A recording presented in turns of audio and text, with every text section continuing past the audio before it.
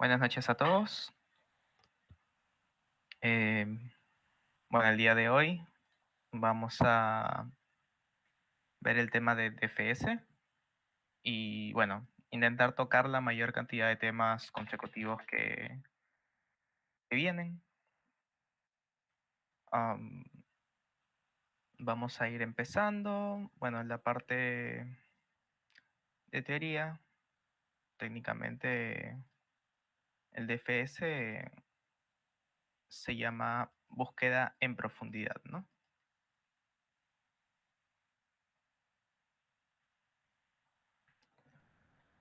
Ahora, si comparamos el DFS con el BFS que vimos ayer, el BFS se encarga de marcar niveles, ¿no?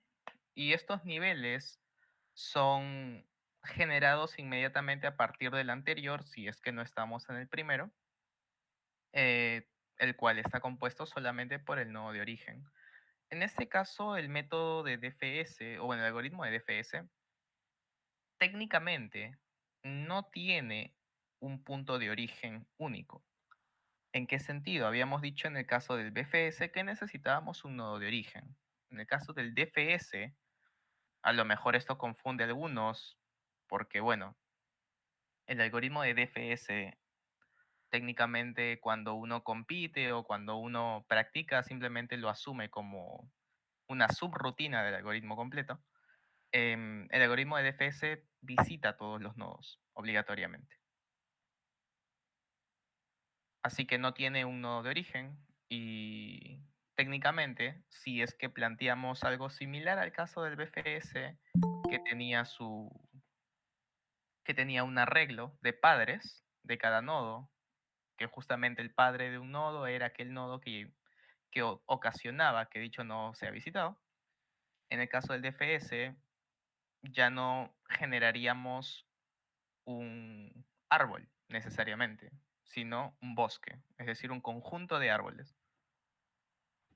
De todos modos, vamos viendo cuál es el concepto del DFS. Al igual que el BFS, se visita cada nodo una sola vez.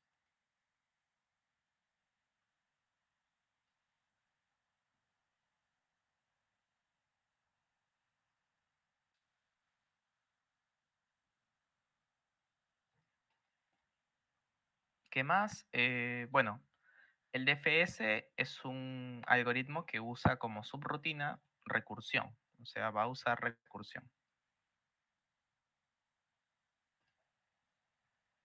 Y obviamente esta recursión se va a usar para el visitar los nodos, ¿no?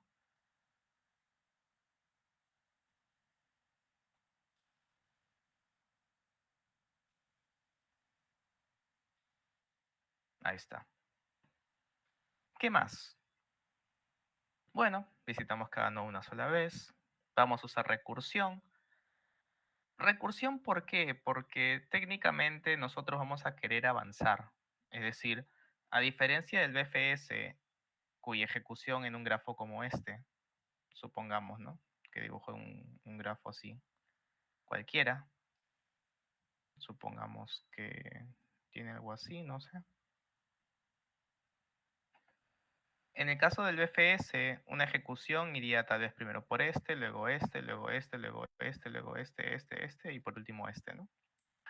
Sin embargo, en el caso del DFS, nosotros en una ejecución, a lo mejor estamos en este nodo 1, luego visitamos este nodo 2 y técnicamente no deberíamos poder volver al 1 porque ya está visitado, pero sí podríamos seguir avanzando a este nodo 3, podríamos seguir avanzando a este nodo 4 y podríamos ir o bien al nodo de abajo o bien al nodo de la derecha. Supongamos que es el nodo de la derecha el siguiente. Entonces, técnicamente, los niveles podrían ser los mismos, no se va a dar necesariamente en todos los casos, pero la idea va por ahí. Es decir, la idea va en avanzar todo lo que puedas, si es que puedes, porque si todavía existe algún nodo que no haya sido visitado y que uno pueda visitar efectivamente, simplemente lo vamos a seguir. Ciertamente, la elección de dicho nodo va a depender del orden en el que estén almacenadas las listas de adyacencia, o el orden en el que simplemente visitemos los vecinos. Porque en este caso, tranquilamente podríamos haber ido por el nodo de abajo y también hubiese sido una ejecución válida, ¿no? Entonces, ¿qué más? El simple hecho de usar recursión para poder visitar los nodos implica que nosotros deberíamos tener estados por cada uno de ellos. Es decir, los nodos necesitan estados para así yo poder saber si un nodo ha sido visitado, si ya o si todavía no ha sido visitado, o en su defecto si está siendo visitado. ¿A qué me refiero con está siendo visitado? En un ratito lo vamos a ver. Los nodos tienen asociados estados. Y estos van a estar representados por tres colores. Color blanco, color gris y color negro. Blanco quiere decir que no ha sido visitado.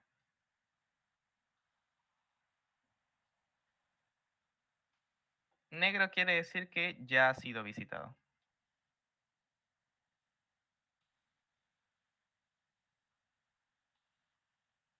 Y gris quiere decir que está siendo visitado.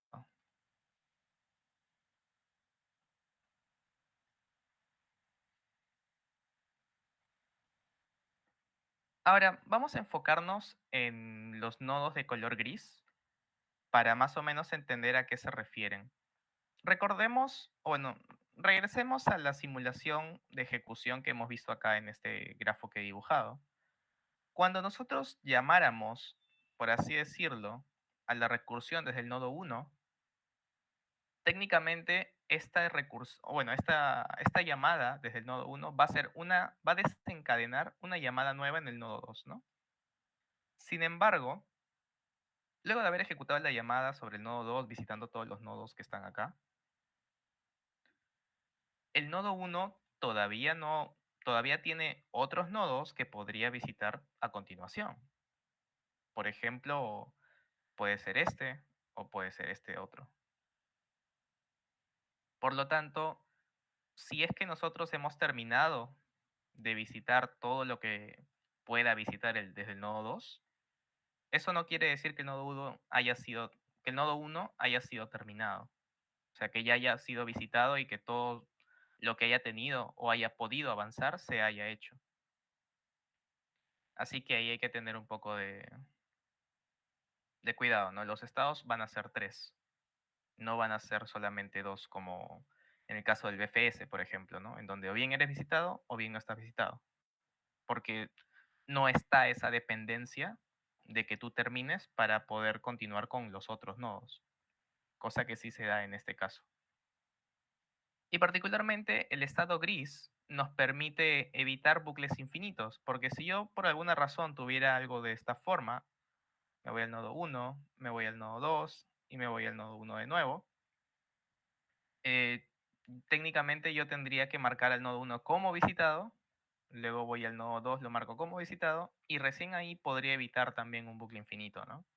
Es decir, tendría que ser completamente estricto y eso a lo mejor no nos sirve de tanto, porque también nuestra idea, tanto en el BFS como en el DFS, es explorar la naturaleza del grafo.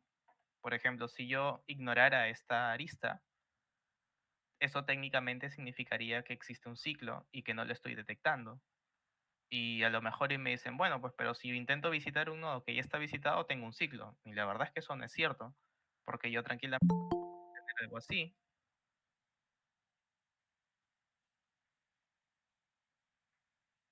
Y supongamos que por el orden primero visito el 1, luego visito el 2, después recién voy a visitar el 3 y el 3 va a apuntar a un nodo que ya está visitado, pero eso no es un ciclo. Así que es necesario el color gris, al menos para lo que vamos a querer eventualmente. Entonces, para no hacer las cosas largas, vamos a irnos directamente al algoritmo como tal. Como dije, el algoritmo de DFS explícitamente no, no es un solo, o sea, no es una sola función. El algoritmo de DFS técnicamente se llama sobre el grafo y tendríamos que iterar sobre cada uno de ellos, ¿no? Por v in v, bueno, para v en v, y acá tendríamos que verificar, ¿no? Primero, si el color de b es negro.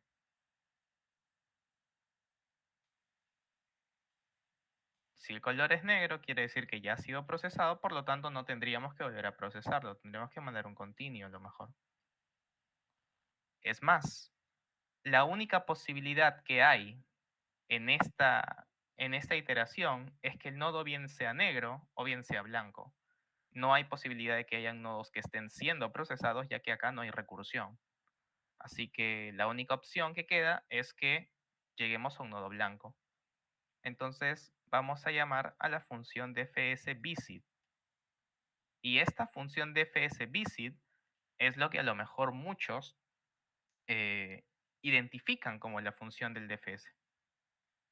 Porque la función dfs_visit sí es recursiva y, bueno, justamente va a hacer algunas cosas ahí, ¿no?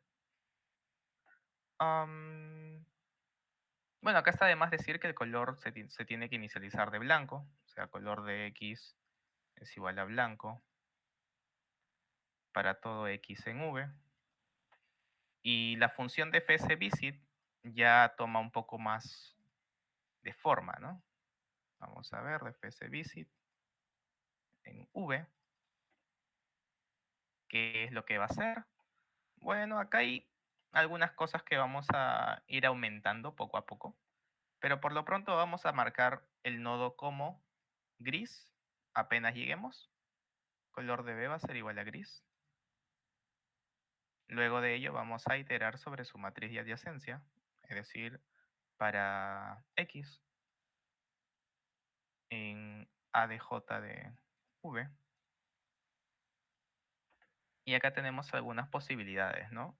Primero, si el color de X es negro,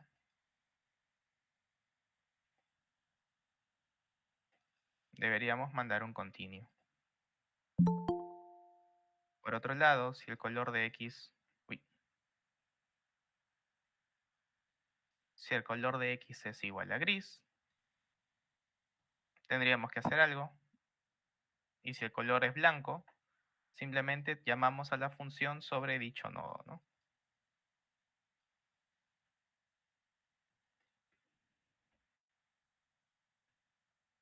El tema con el caso de los nodos de color gris, vamos a ver en un rato qué es lo que técnicamente deberíamos hacer. Pero luego de esta iteración, o sea, acá abajito, lo único que quedaría por hacer sería asignarle color de V a negro. Y con esto podríamos decir que vamos a visitar todos los nodos, a lo mucho una vez, y que estamos marcando los colores adecuadamente. Al menos por el significado que tiene cada uno, ¿no? Tiene sentido que le asignemos el color gris apenas llegamos al nodo, porque a partir de ese punto va a estar siendo procesado. Tiene sentido que luego de haber hecho todo el procedimiento, incluyendo las llamadas recursivas, le asignemos de color negro. Y en las llamadas recursivas, y bueno, en la iteración sobre todos los vecinos, ciertamente, como dije, cuando sea posible hacer el paso o la llamada, la hacemos. Entonces, esa podríamos decir que es una versión, la versión minimalista del DFS. Hasta acá. ¿Está todo claro? A lo mejor muchos ya conocen este pseudocódigo, este algoritmo.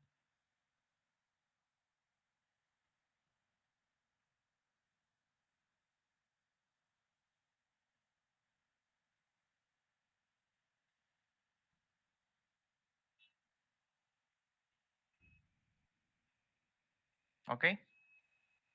Entonces, vamos directamente a... ¿Sí, Justino?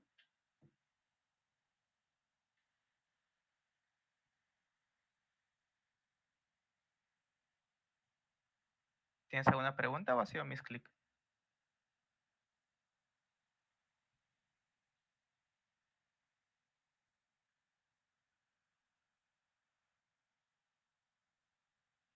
¿O era porque era un like también?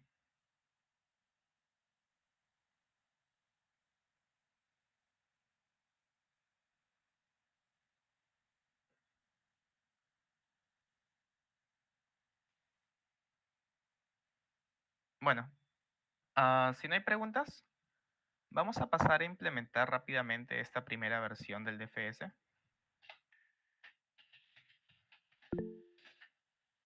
Bueno, ok, no hay problema.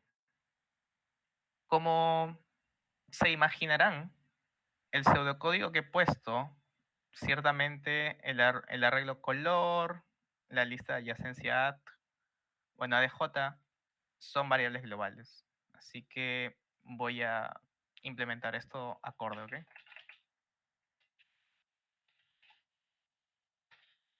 Bueno, ya les dije que yo siempre uso G mayúscula, no uso ADJ. Así que, bueno, vamos a usar todo global, ¿ok? Y vamos a ir aumentándole cosas poco a poco.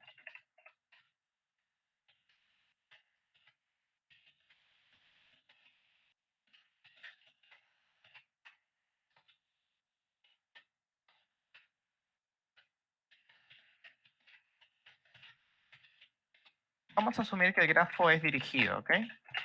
Porque si lo podemos entender para un grafo dirigido, es mucho más sencillo el caso no dirigido, la verdad. Así que vamos a poner un DFS y listo. ¿Qué cosa me falta? Bueno, me falta hacerle un assign, a lo mejor. N vectorin, un color, un resize. N y vamos a asumir que el 0 es blanco,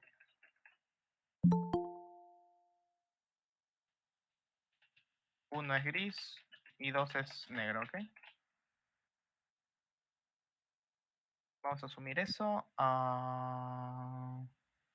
Bueno, acá ya no hay nada más que se tenga que hacer.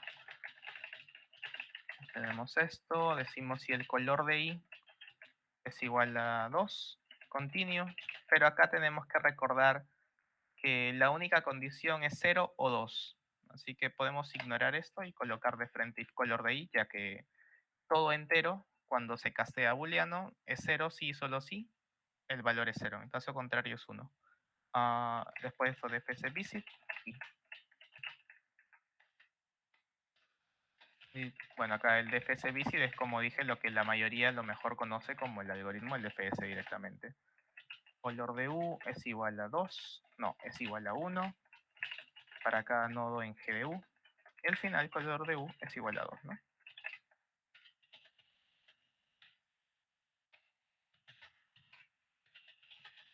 Color de U es igual a 1, hacemos una cosa y si no, hacemos otra.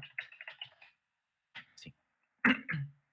Bueno, en el algoritmo que puse en la pizarra era V y X, ¿no? Pero es irrelevante eso, al menos por ahora. Y técnicamente esta sería la implementación, ¿no? Ahora, como dije, este for de acá, muchos lo asumen como que no es parte de el algoritmo como tal. Pero bueno, así es como está definido. Esta función que todos creen que es el DFS correcto es simplemente una subrutina. Ahora, este DFS visit o el algoritmo de DFS en general puede generar, o bueno, puede obtener muchísima información sobre el grafo. Para empezar, nosotros tranquilamente podríamos agregar el vector de parentesco, ¿no? El vector de padres. Vector de quién es padre de quién. Y le podemos colocar resize a n-1 para los que no tienen padre.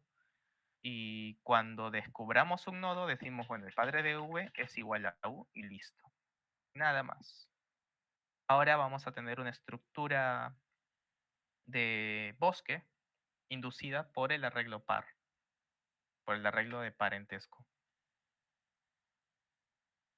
¿Qué más? ¿Qué otras cosas podríamos intentar calcular? Bueno, eh, técnicamente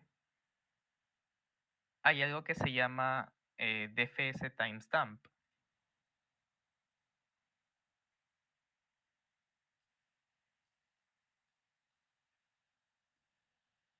Y técnicamente en este caso vamos a definir dos arreglos, uno que se llame in y otro que se llame out, o pueden agregarle una T antes, que sea tin y tout. En realidad depende mucho de lo que quieran hacer, ya que el in y el out como tales, por ejemplo, en mi caso yo lo uso para los grados de entrada y de salida, ¿no? Así que si en un problema necesitan tanto el timestamp como los grados de entrada y de salida, a lo mejor y se confunden. Tin técnicamente sería como decir la iteración, y esta iteración la voy a poner completamente entre comillas, ya que técnicamente no iteramos en absoluto, estamos haciendo llamadas recursivas, eh, en la que el nodo U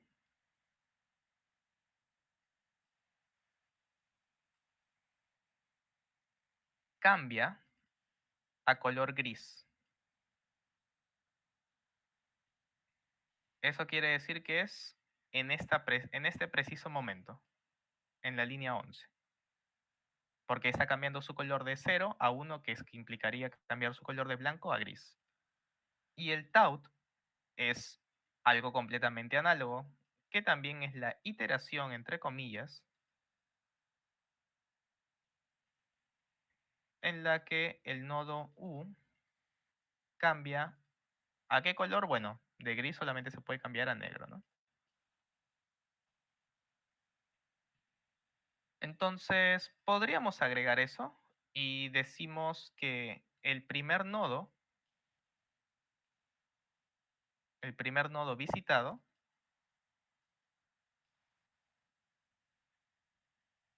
tiene tiempo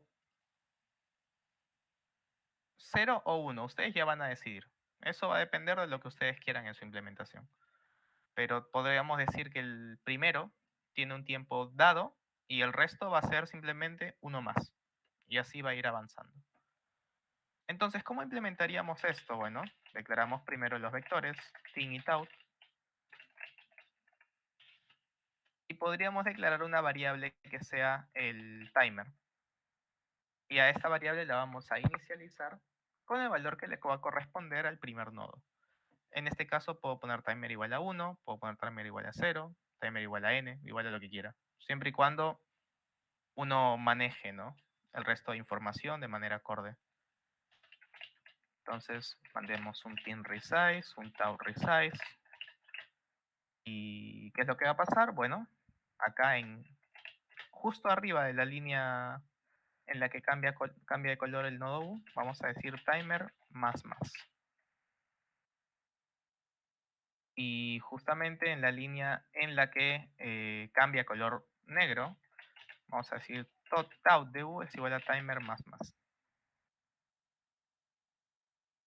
De esta manera vamos a notar algunas propiedades, ¿no? Lo que también se suele manejar es que se coloca en un arreglo cada copia del nodo U, es decir, sería un arreglo de 2 veces la cantidad de nodos, en donde en la yésima posición se coloca justamente el nodo que tiene ese timer, ¿no? Sea en in o en out, en cualquiera de los dos. Entonces, si es que uno ejecutara por alguna razón el DFS sobre este grafo, por ejemplo, 2, acá un 3, acá un 4, acá también un 3, lo que sea. Entonces, eso implicaría que este nodo 1 tendría su tin en 1, el nodo 2 en 2, el nodo 4 en 3 y el nodo 3 en 4. No, en 4 no es. porque recordemos que cada vez que marcamos un T-out, un tiempo de salida, también se aumenta en 1. Así que el T-out de 4 sería justamente 4. Luego el T-out de 2 tendría que ser 5. El 1 no ha terminado de ser procesado, así que el siguiente en ser procesado tendría que ser el 3, cuyo T-in va a ser 6. Y ciertamente después de ello no hay nada más que procesar, sería 7 acá. Y por último 8 para el 1. Entonces, ¿esto qué significa? Que si nosotros colocamos el arreglo con cada copia, como dije, tendríamos 1, 2, 4, 4, 2, 3, 3 y 1.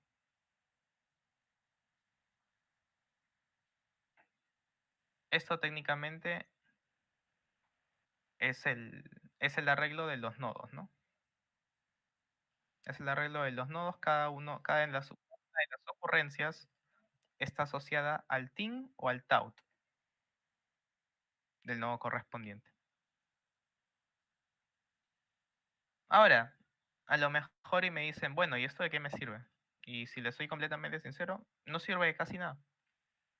Al menos para un grafo general. Pero para el caso de los árboles, es decir, grafos que no tengan ciclos y que sean conexos, sí hay bastantes cositas que se pueden aprovechar. Pero eso lo vamos a dejar para adelante para la clase justamente de Euler-Tour Tree Representation. Por lo pronto, vamos a ver técnicamente qué complejidad podría tener esto, porque estamos diciendo, bueno, se agrega esto, se itera de esta forma y todo eso, pero la complejidad técnicamente es relativamente sencilla de calcular, porque acá tenemos un for, así que tenemos un ODN garantizado. Y el DFS visit, como dije, visita cada nodo a lo mucho una vez. Y en cada una de esas visitas está iterando sobre toda su lista de adyacencia. Por lo tanto, la complejidad va a ser ODN más M. O de cantidad de vértices más cantidad de aristas. ¿Qué más? Bueno, por lo pronto tenemos esto así. Por lo pronto tenemos esto así. Bueno, si uno quisiera, podría colocar el ejemplo que puse. Bueno, es del 1 al 2, del 2 al 4, el 1 al 3 y el 3 al 4. Voy a copiar esto porque yo sé que lo va a borrar el id1. Vamos a poner de nuevo el nodo. Digo de nuevo el grafo. Y bueno, no va a imprimir nada porque simplemente no tiene nada que imprimir. Error en tiempo de ejecución. Porque hay error en tiempo de ejecución. Ah, ok, ok. Es que mi indexación tiene que estar en 0 para que funcione. Ahora sí debería funcionar.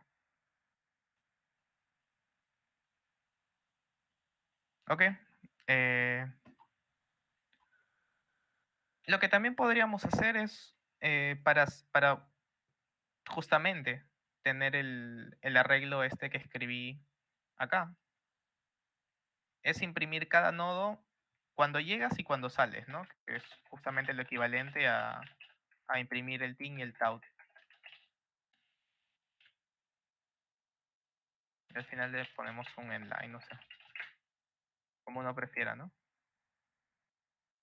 Y de esta forma tendríamos exactamente lo mismo que coloqué. Bueno, ¿no? La diferencia principal es la indexación. Así que nosotros para mantenerla con lo que uno tiene originalmente le sumamos 1 y no pasa nada.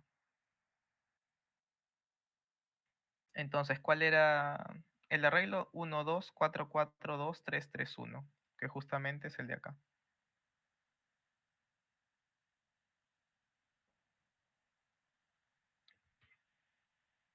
Y técnicamente eso es lo que uno puede obtener, ¿no?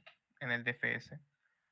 Más información que esto vamos a ver en un ratito con la clasificación de las aristas de un grafo.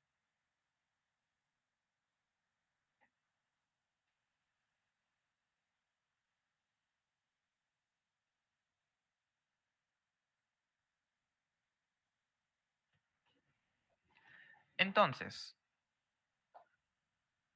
por lo pronto tenemos el tiempo de entrada, tiempo de salida, colores, padres, y como técnicamente el DFS no podría dejar de ser tan fructífero en brindar información del grafo, también existe lo que se llama clasificación de aristas.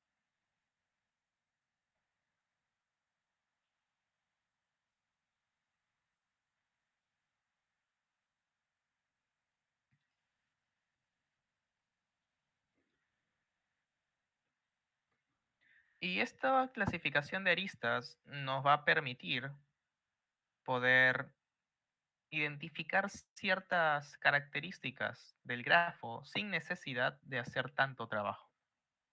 Vamos a ver la definición de cada una de las posibles aristas que pueden existir.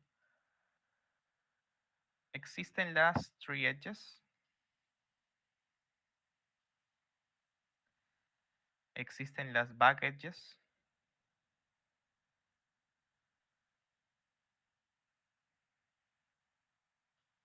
existen las forward edges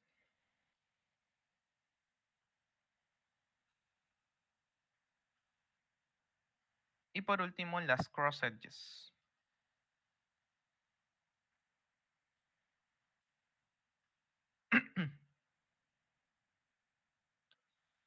Am, ¿Cuáles son las tree edges? Habíamos dicho que si es que uno considera el arreglo de parentesco, el arreglo de padre, se induce un bosque. En general se inducen árboles. Las aristas que conformen esto son justamente las llamadas tree edges, es decir, que son las aristas de la forma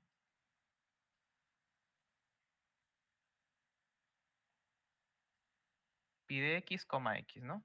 Padre con hijo, así. ¿Cuáles son las back edges técnicamente? Estas aristas son las que conectan un ancestro, bueno, son las aristas u, b con u descendiente de b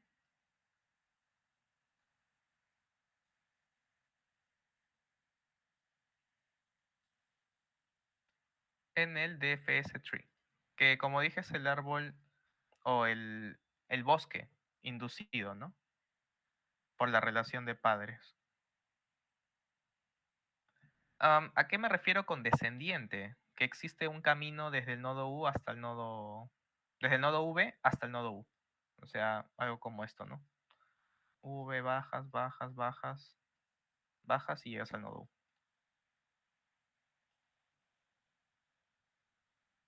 ¿Cuáles son las forward edges? Bueno, estas técnicamente son iguales que las back edges.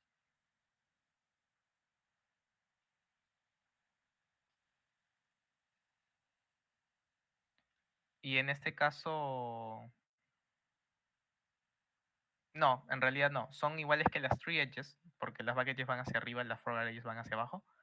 Son las aristas que no son tree edges,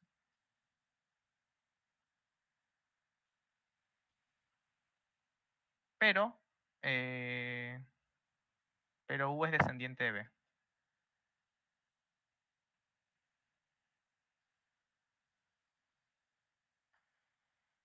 en el DFS tree. Cross edges, el resto de aristas.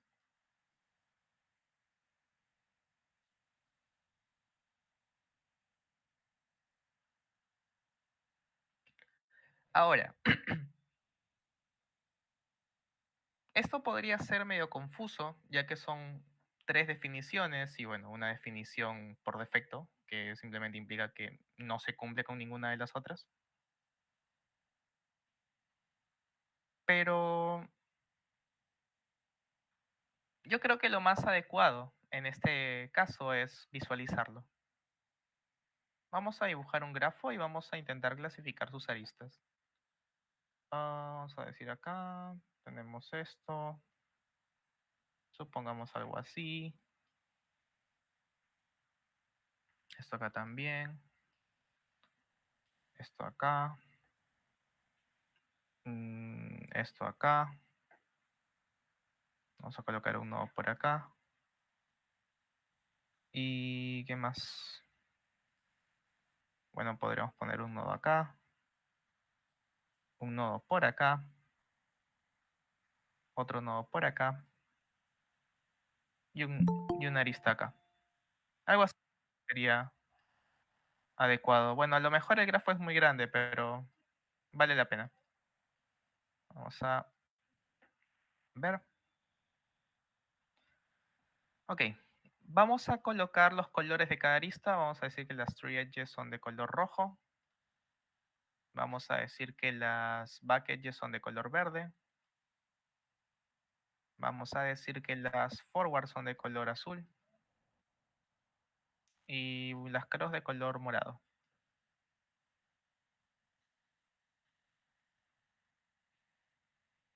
Ahora, voy a decirles la ejecución del DFS para el DFS tree. Es decir, las aristas que van a estar de color rojo. Y quiero que presten atención al orden en el que vamos a estar visitando las aristas, ¿ok? Tenemos primero esta, luego tenemos esta de acá, luego tenemos esta, después tenemos la del 5, la del 6, la del 7, la del 8 y la del 9.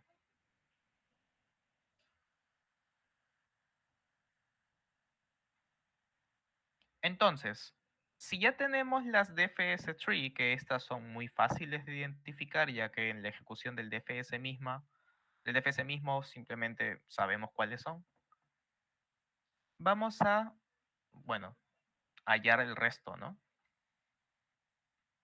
Primero las back. ¿Ustedes ven alguna arista que pueda ser una back edge bajo la definición que hemos dado? Recuerden que las definiciones están acá. Las three edges ya las hemos visto, así que no debería interesarles tanto. Acá dice las back edges. Son aristas UV, de U a B, tales que U es descendiente de B en el DFS tree. Es decir, que existe un camino desde B hacia U con aristas rojas.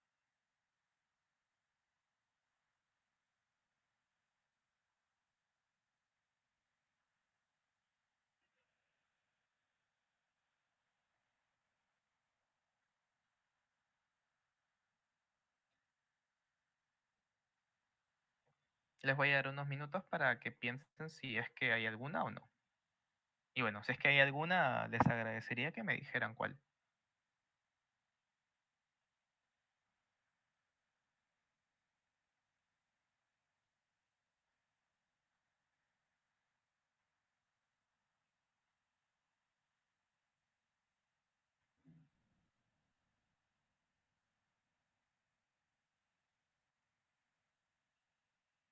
4 del nodo 4 al nodo 2. ¿Qué opinan los demás? ¿Creen también que es backedge o no?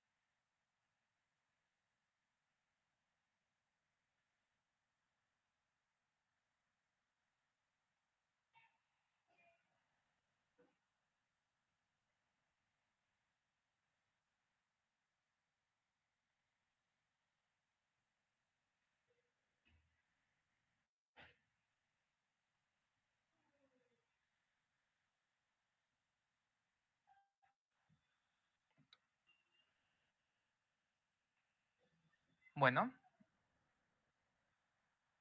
la arista del nodo 4 al nodo 2 justamente es una backedge, así que va de color verde. Porque ciertamente existe un camino de aristas rojas desde el nodo 2 hacia el nodo 4. Y bueno, en el orden en el que se darían, se visitarían las aristas, la arista que va del nodo 4 al nodo 2 tendría que ser una backedge. Ciertamente no hay otra backedge en el grafo. Una, una forma de a lo mejor identificar las backedges es que luego de identificar las tree edges, dibujar el grafo de nuevo, pero con referencia, es decir, las tree edges que siempre apunten hacia abajo, y van a notar que las aristas que apunten de abajo hacia arriba van a ser backedges. ¿Ok? Ah, bueno, a lo mejor no necesariamente, pero algo así, porque porque bueno, si el nodo 6 al nodo 2 tuviese una arista, no sería backedge, pero sí estaría apuntando hacia arriba, ¿no? Vamos a ver las forward, si existe alguna forward o no. Am, recordemos la definición.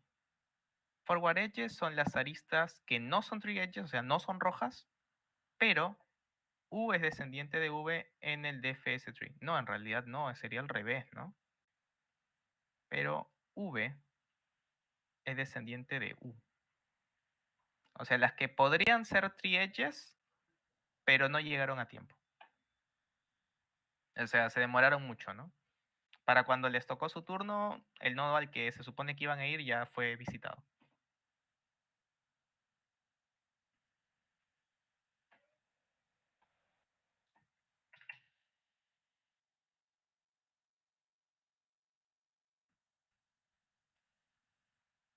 ¿Qué arista creen que puede hacer forward edge? O en todo caso, si no existen forward edges.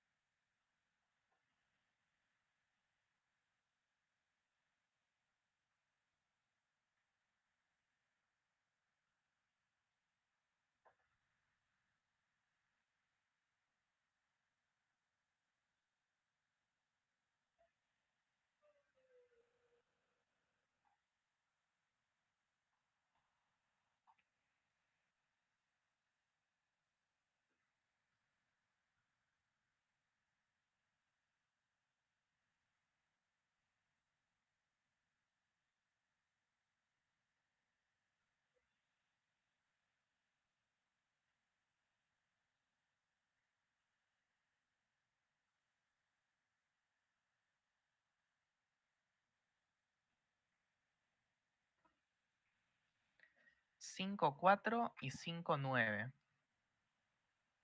O sea, las dos que quedan. ¿Qué opina del resto? ¿Está bien ¿Están bien esas dos aristas como forward o no?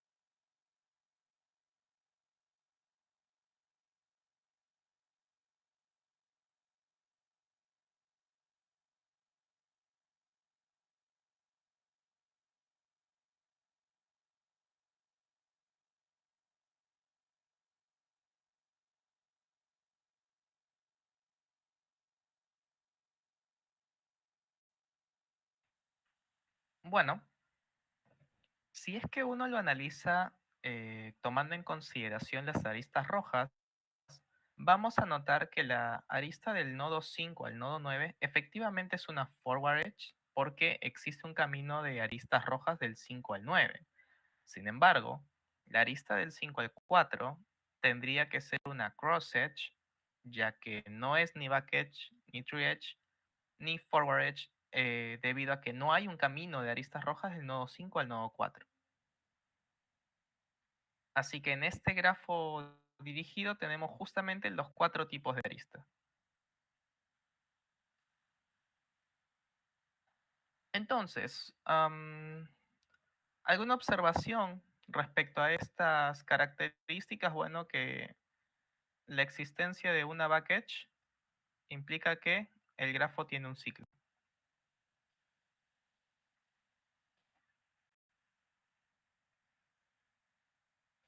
Nosotros no sabríamos qué tan grande es el ciclo, o a lo mejor ni siquiera sabríamos de dónde a dónde va el ciclo. Bueno, de hecho sí se puede, pero existe un ciclo. Eso se puede probar matemáticamente, pero no lo voy a hacer porque la prueba es larga y no es tan interesante. Así que hasta acá queda todo claro respecto a la clasificación de las aristas.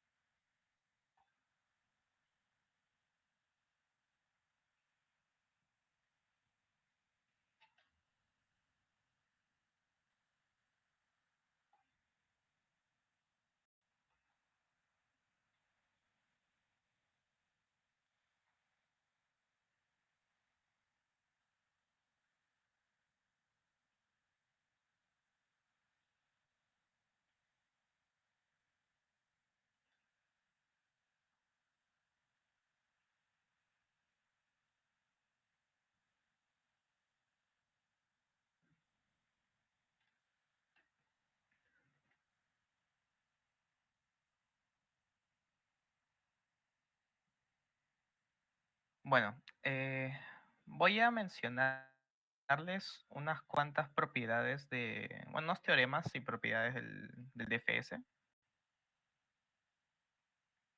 Vamos a ver.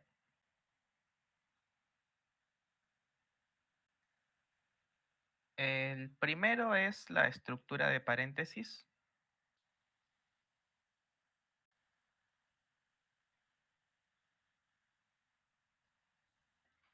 que técnicamente dice si reemplazamos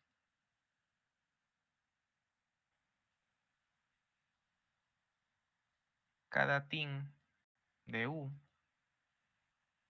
por un paréntesis abierto y cada tout de U por uno cerrado, el resultado va a ser una expresión correctamente balanceada.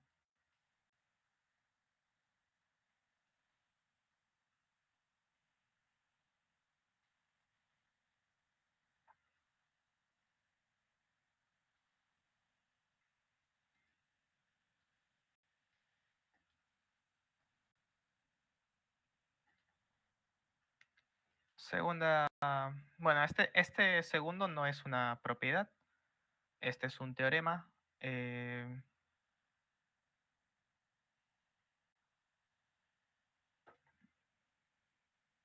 teorema del paréntesis.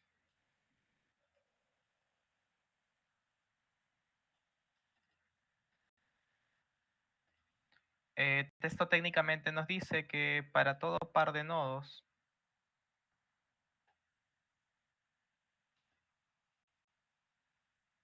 U, V justamente en los vértices, se cumple una de dos.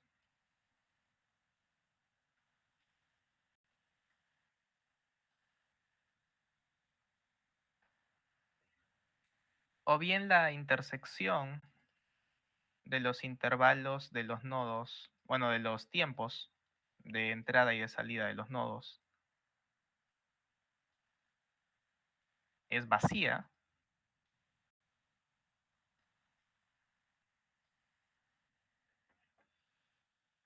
o bien la intersección es igual a uno de los dos intervalos.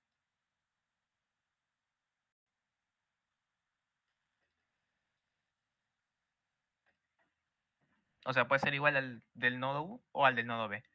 En todo caso, aquel nodo cuyo intervalo sea exactamente igual a la intersección, eso implicaría que está contenido por completo en el intervalo del otro, es descendiente del otro nodo en el DFS tree. O sea, que tiene un camino desde el nodo con intervalo más grande hacia el nodo con intervalo más pequeño, con solamente aristas rojas.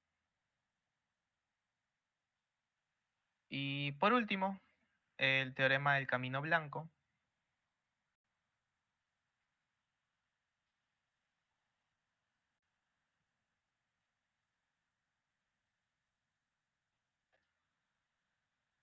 el cual dice que en el DFS tree,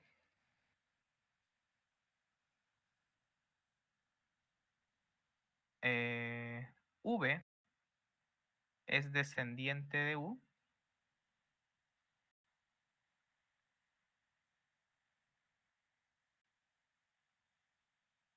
Sí, solo sí.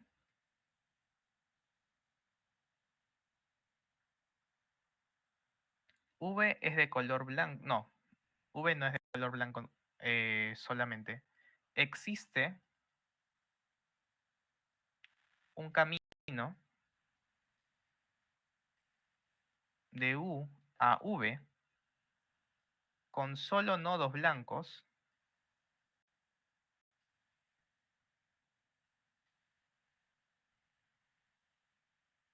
cuando llegamos a U. Es decir, justamente cuando vamos a hacer el cambio de color de U de blanco a gris, en ese momento, antes de hacer el cambio de color, existe un camino que consta de solo nodos blancos desde el nodo U hasta el nodo V. Esa es la propiedad. O bueno, ese es el teorema. Em, practicidad de estos conceptos, nula. Su interés es principalmente teórico, ya que gracias a estos teoremas y a esta estructura de paréntesis es que uno llega a probar otros algoritmos como el del topological sort, el de componentes fuertemente conexos, etcétera, etcétera. Por eso simplemente los voy a enunciar y no vamos a ver en profundidad el porqué de cada uno de ellos. Si quieren ver la demostración de cada uno de estos, tranquilamente lo pueden ver en el Introduction to Algorithms de Cormen y los demás, ¿no? Em, bueno, ha sido con bastante teoría, así que vamos a tener unos 10 minutos de descanso y de ahí continuamos ya. Y siento que este tema, al ser un poquito fuerte en contenido, vamos a hacer algunos problemas del contest de DFS y ya no vamos a avanzar más teoría, ¿ok?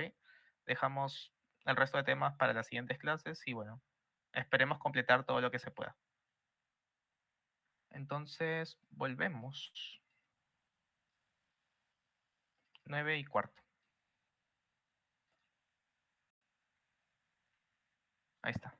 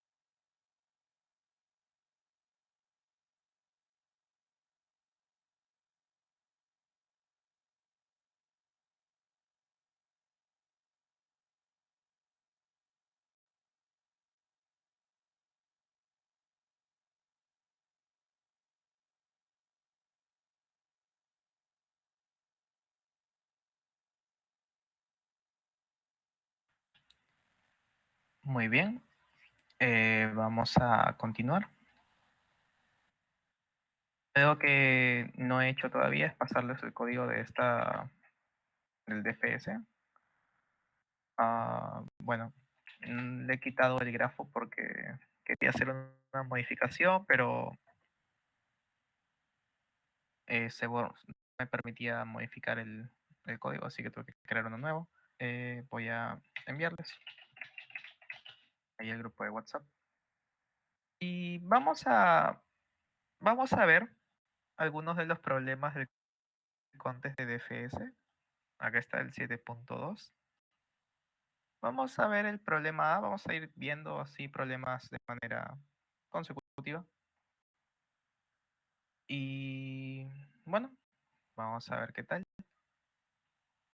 Acá dice que se nos da un grafo no dirigido. Ojo que es no dirigido, así que ahí hay que tener un poquito de cuidado. Con n nodos y m aristas. Debemos imprimir todas sus componentes conexas. Y acá justamente nos surge la pregunta, ¿no? Con este DFS BCD y con este DFS se pueden hallar las componentes conexas de un grafo no dirigido. Esa tendría que ser nuestra primera pregunta, ¿no? Y en el caso de que sí se pueda, ¿cómo?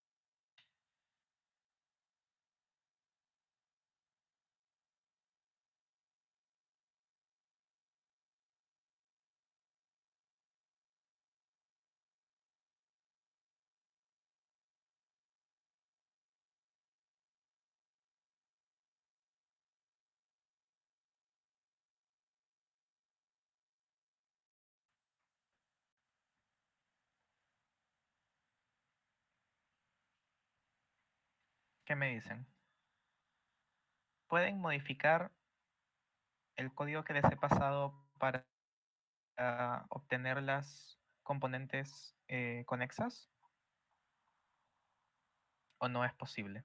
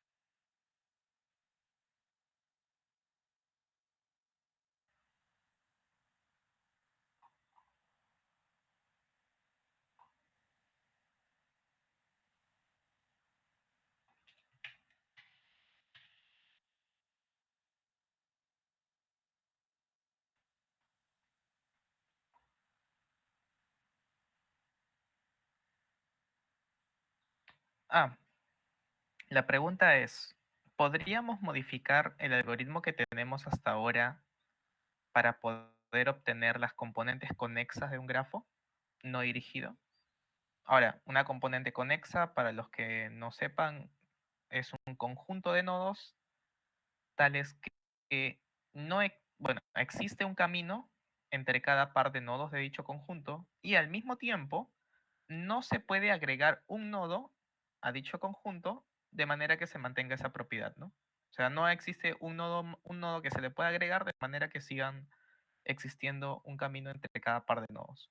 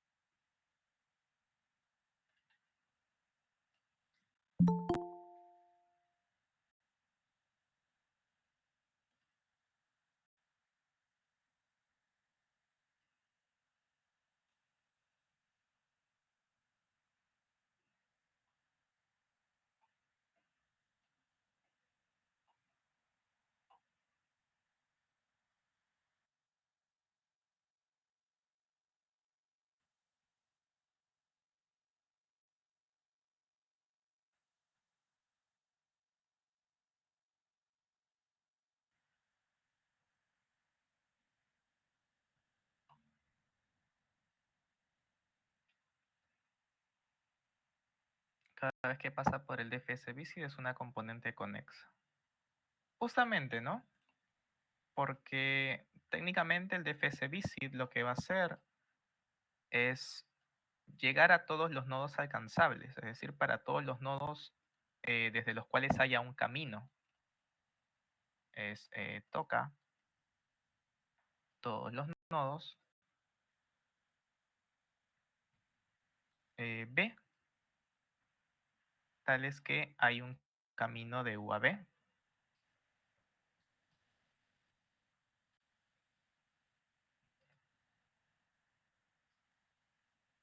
Eh, bueno, bajo la condición de que V no haya sido tocado todavía, ¿no?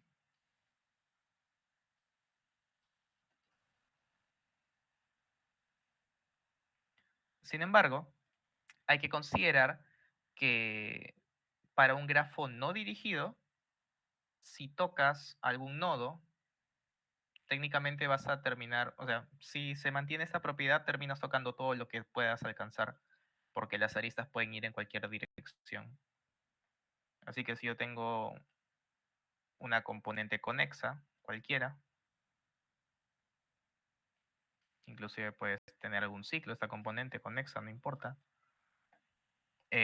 Donde sea que yo empiece, voy a marcar todos estos nodos en este DFS visit. Así que sí, se puede hacer, se puede modificar un poquito el código para poder hacer para poder resolver este problema, ¿no? Entonces vamos a ver cómo nos dan la entrada a NM y las aristas, ¿ok? La principal diferencia es que acá es en placeback U y los nodos están desde el 1 al N, así que el menos menos se va a mantener.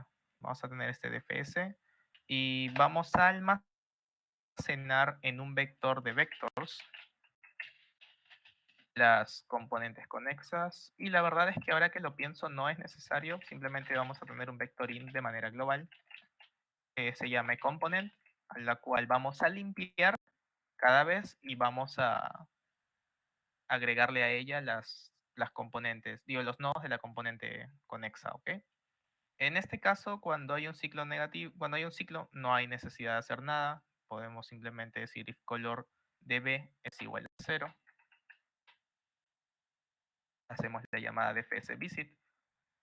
En este caso, vamos a borrar todo lo que todo lo que no necesitemos, solamente para legibilidad.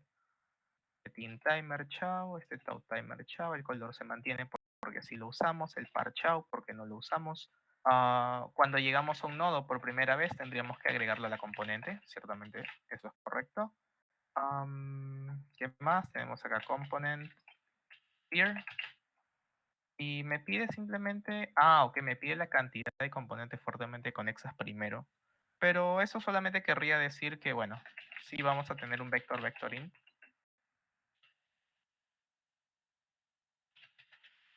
Pero esto relativamente es más simple, ¿no? Porque al terminar este DFS visit, yo simplemente voy a decir connected comps, le agrego este vector, ¿no?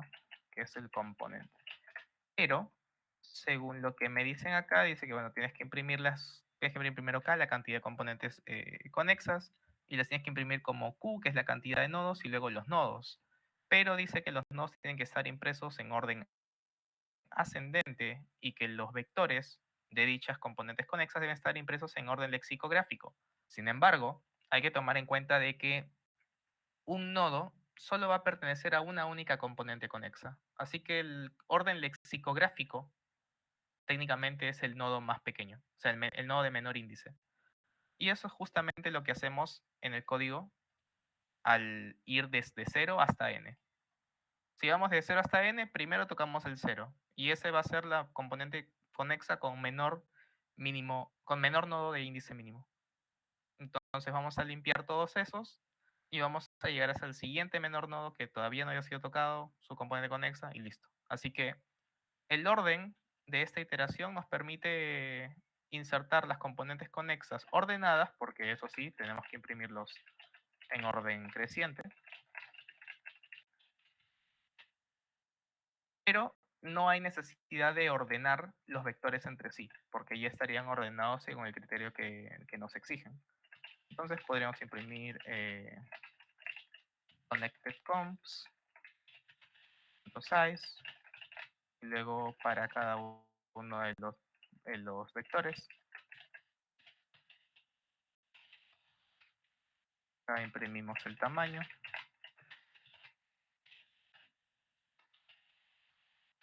imprimimos los nodos y al final un puts para imprimir un endline, ¿no? Y técnicamente esta sería la solución, lo único que tendríamos que borrar sería el tin, el tout y el par, porque es lo que hemos quitado, ¿no? El resto de cosas se mantienen y debería funcionar, creo yo. Vamos a ver. Ah, ok, acá hay algo que no estaba olvidando y es que cuando imprimimos los nodos tiene que ser +1 porque hemos restado 1 al momento de agregarlos al grafo. Vamos a ver si da la respuesta correcta. 4, 1, 1, 2, 2, 5, 1, 3, 1, 4, que es justamente lo que teníamos acá. Y bueno, ¿no? Si colocamos el segundo caso de prueba, debería dar también la respuesta correcta. Modificarlo para ver qué nos debería dar. Nos debería dar 4, 1, 2, 4, 5 y 1, 3. Y acá está. 1, 2, 4, 5, 1, 3. Entonces podemos enviar el código sin ningún tipo de problema. Y con esto ya estaría resuelto, ¿no?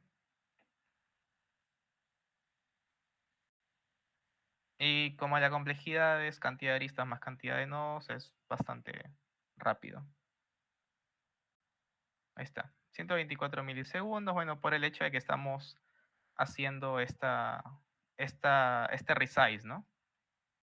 Este resize. Estoy seguro de que si declaráramos estos valores como globales, pero como fijando el tamaño, o sea, como un vector g de un n mayúscula con n mayúscula 10 a la 5, a lo mejor y demora menos. Miren, vamos a hacer el intento. Vector g y el color que sea de tamaño n, ¿no?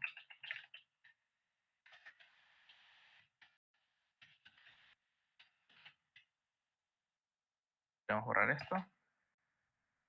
Y el resto de cosas se mantiene igual porque sigue siendo un arreglo de vectores. El tema del vector de vectors solamente afectaría al hecho de hacer del resize, ¿no?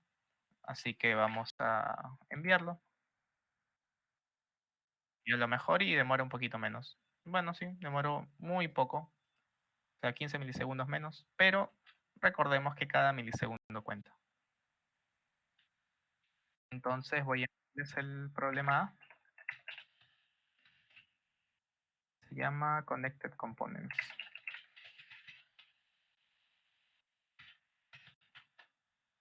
Ahí está. Ya se los envié. ¿Alguna pregunta o consulta sobre esto? O díganme si están procesando la idea todavía para no pasar a un siguiente problema sin que todavía no entiendan este.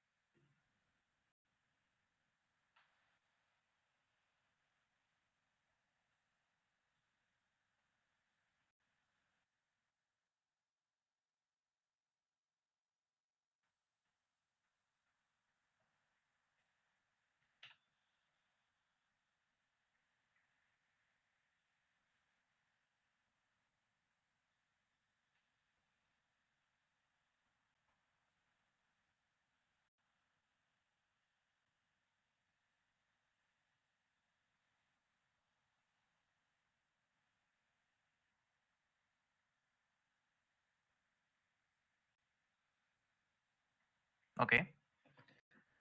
No se preocupen, vamos a tener unos minutitos más antes de ver el siguiente problema.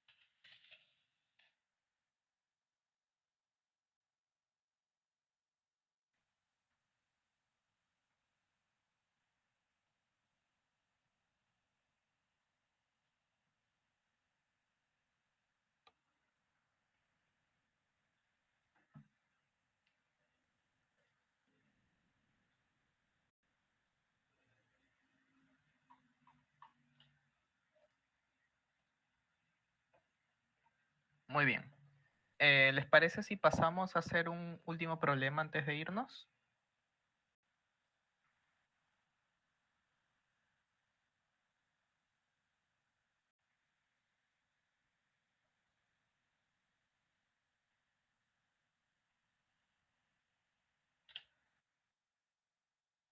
Ok, vamos a ver el problema D entonces. Cycle Detection nos dice se nos da un grafo de n vértices y m aristas. La y arista es dirigida del vértice U sub i al vértice B sub i. Dice haya y reporta, o sea, tenemos que dar un ciclo edges join que técnicamente dice que no se use una arista más de una vez, o decir que simplemente no existe. Dice que si hay múltiples ciclos, imprimamos cualquiera. Y bueno, acá el grafo es grandecito, ¿no? 5 por S a la 5. Y nos dice que el formato tiene que ser con los identificadores, es decir, el iésimo de los, la iésima de las aristas tiene que escribirse como i, simplemente, ¿no? Acá, por ejemplo, tenemos 4, 1, 2, 5, 6, y si vemos las aristas, vemos del 0 al 3. No, está indexado en 0, entonces las... Sí, acá dice, las aristas están indexadas en 0. Entonces, la 1 que es 0,4, la 2 que es 4,2, la 5 que sería 3, 4, 5, 2, 1, y la 6 que sería 1, 0, ¿no? Está empezando en 0, 0, 4, 4, 2, 2, 1, 1, 0. Así que es un ciclo válido. Acá nuestra pregunta principal es, bueno, en primera instancia, ¿cómo detectamos ciclos? Eso es algo que ya habíamos dicho, y era identificando las backetches, ¿no? Y técnicamente tenemos que recordar cómo se veía una backetch. Una backetch es esta arista de color verde, y técnicamente esta arista de color verde se descubre cuando ya existe un camino de aristas de color rojo desde el nodo V hacia el nodo U. Y esas aristas de color rojo nosotros las podemos identificar con el par, con el arreglo de pares. Es decir, el ciclo va a implicar estas aristas, bueno, no en ese orden, a lo mejor diríamos, bueno, vamos a ver primero las aristas de acá, las aristas que sean rojas, y tendría que ser la de más arriba primero y luego esta, o si no, también es una opción usar primero la arista verde y luego todas las aristas en el orden revertido, ¿no? Así que esto es un ciclo cualquiera. Por lo tanto, hay que recordar que si no existe ninguna backetch, no hay ningún ciclo, y por el contrario, si existe, podríamos determinar el ciclo siguiendo tranquilamente el arreglo de padres, ¿no? Así que vamos a declarar ahora el par, int par de n, y vamos a considerarlo, ¿no? Par de v es igual a u, y vamos a decir if color de b es igual a 1, acá estaríamos hallando un ciclo, ¿no? Y técnicamente esto va a ser de u a b más de b a u. Entonces podríamos decir algo como, bueno, este component lo vamos a cambiar a cycle, y es más, ni siquiera necesitamos eso. Sí, ni siquiera necesitamos eso. Tranquilamente podríamos imprimirlo sobre la marcha. Entonces tendríamos que... bueno, sí necesitamos el vector porque... Sí necesitamos el vector porque técnicamente necesitamos el tamaño. O sea, no podemos imprimir de frente, necesitamos saber cuántos son. Entonces, ¿qué diríamos? Diríamos cycle en placeback, la arista que estaríamos visitando ahora, es decir, sería la arista de u, b directamente. Y luego tendríamos que iterar sobre todas las demás aristas. Pero vamos a hacerlo al revés, más bien. Vamos a insertar la arista de u a b al final, pero primero vamos a ir obteniendo, ¿no? Cuáles son las aristas previas. Es decir, vamos a ir add en u, y diríamos mientras add sea diferente a b, porque eso implicaría que ya estaríamos llegando en el punto en donde empieza el camino, así que no hay nada más hacia arriba. Y decimos cycle en placeback, y tendríamos que agregar la arista par de b, b, ¿no? Y luego al add sería par de add. O en este caso sería par de add con add. y listo. Eso es técnicamente lo que tendríamos que hacer. La diferencia es que tendríamos que revertir este orden. ¿Y eso por qué? Porque si nosotros notamos, vamos a ir agregando las aristas de abajo para arriba, cuando en realidad el orden correcto es de arriba para abajo. Así que por eso revertimos esto y al final le agregamos la última para completar el ciclo. Entonces, técnicamente esto es lo que tendríamos que necesitar, pero acá el problema es el tema de los índices. ¿Cómo consideramos los índices en las aristas o particularmente en la matriz de adyacencia? Bueno, en este caso no es tan complicado, simplemente podríamos decir que llevamos un pair y en este caso sería auto v, e y en este caso este cycle en placeback agrega la arista e, que es la arista de uab, y acá vamos a agregar un par edge. De manera que cuando asignamos el padre, no solamente vamos a asignar quién lo generó, sino que además también el índice de la arista, ¿no? Es información fácil de procesar, no nos toma más tiempo, o no nos toma mucho más tiempo, en todo caso no afecta la complejidad y todo estaría bien con esto, ¿no? Lo único que cambiaría sería esto, lo cambiamos. Acá ya están indexados en 0 los nodos y el emplaceback sería v, i. Después de esto, el DFS se supone que ya está listo. Bueno, vamos a borrar esto del sort, el component y todo eso. Y al final, bueno, en realidad no al final, vamos a decir acá if notCycle.empty, le metemos un break. No, ahí no. Podríamos ponerlo arriba. Vamos a ponerlo acá. Si el cycle no está vacío, metemos un break. ¿Eso qué significa? Que simplemente si ya encontramos un ciclo, no vamos a seguir buscando, ¿no? No tiene sentido. Entonces al final tendríamos que imprimir el tamaño del cycle y las aristas en el orden, ¿no? Auto en cycle. Y bueno, nos dice una arista por línea, así que es más fácil de imprimir incluso. Vamos a ver el primer ejemplo. Ojo que no tiene que votar exactamente igual porque podríamos encontrar un ciclo en otro lado. Pero vamos a ver. Ok, nos votó exactamente el mismo ciclo, 1, 2, 5, 6. Ok. Acá me estaba olvidando que si es que no se llega a encontrar el ciclo, no, si cycle.empty más bien, imprimimos -1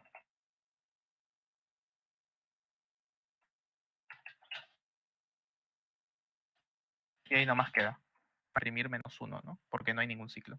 Bueno, si tienes menos de n aristas, es imposible que haya un ciclo, ¿no? Bueno, de hecho no. Si tienes... no recuerdo cuántas aristas hay. Pero si tienes n-1 aristas o menos, entonces sí. No, bueno, sí podría haber ciclo. Si tienes solo una arista, no puede haber ciclo definitivamente. Y el último caso es 3012. Y justamente coincide con la respuesta que vota el sample, ¿no? Así que vamos a intentar enviar este código. El tema de detección de ciclos es bastante importante en el caso en el caso del DFS. Así que les recomiendo que lo revisen calmadamente luego. A lo mejor y mi código tiene alguna falla, no sé. Runtime error. Ok.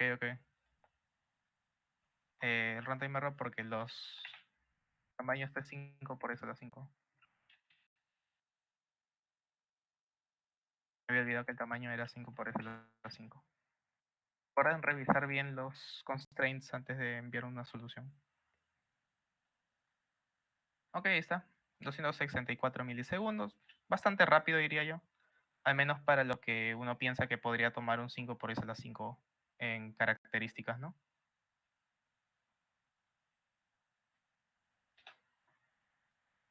Entonces, esta es la idea del problema de cycle detection. Así que, ¿alguna consulta o algo que decir?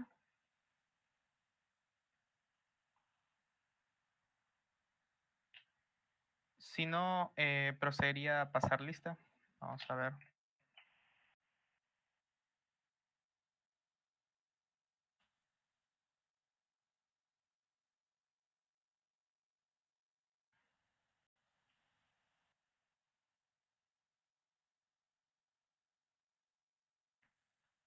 Vamos a colocar los temas. Bueno, esta es la clase 15, ¿no? DFS.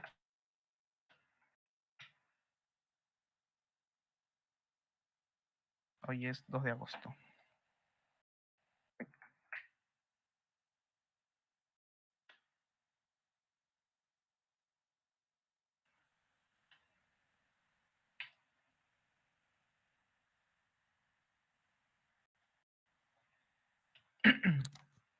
Muy bien, voy a pasar lista. Diego Alejandro Pulido Bonilla. Amir Fernando Puente Cosme. Santiago Castro Sierra. Aldo José Félix Maigua.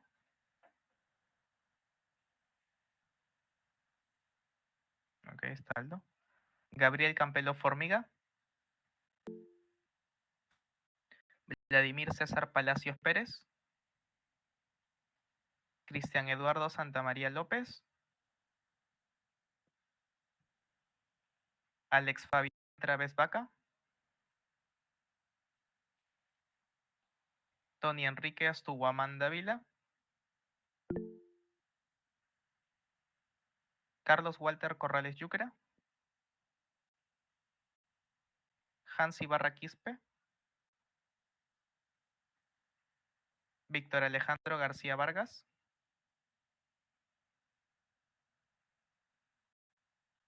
Ana Sofía Castellanos Mosquera. Daniel Felipe Díaz Moreno. Julio Enrique Yauri Tucayasi. Gabriel Gerardo Yarleque Ramos. Jorge Guillermo Olarte Quispe. Omar Miguel Mamani Zucari. Samuel Felipe Chambi Ituzaca. José Manuel Revichagua Marín. Juan Josué Terán Rebasa. Jack Jeffrey Cruz Mamani. Sebastián Joshua Quispe Condori. Carlos Fernando Díaz Vargas.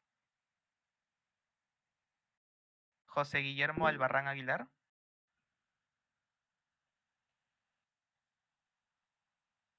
Daniel Eugenio Santos Silva. David Valleza Ayala. José Emilio Atauchi Mamani. Ángelo Yosimar Aguirre Torpoco. Ian Anthony Marcelo Álvarez Orellana. Mackenzie Yaceli Márquez Ríos. Diego Manuel Granados Retana. Daniel Granados Retana. Yelosca Isabel Chávez Paredes. Justino Ferro Álvarez. Y listo. Eso sería todo por hoy. Les recomiendo el capítulo de grafos del Introduction to Algorithms de Cormen. Es bastante bueno y de hecho si lo leen con detenimiento, tranquilidad, recuerden que tenemos todavía acá hasta el siguiente martes. eh, Estoy seguro de que van a poder entender bien lo que viene, ¿no? A partir de ahora las cosas se van a poner un poco intensas a lo mejor, pero es importante que sepan al menos de la existencia de los algoritmos que vamos a ver. O sea, a lo mejor y no lo entienden tanto ahora, pero cuando lo vean con calma, seguro que lo van a poder captar. Y bueno, voy a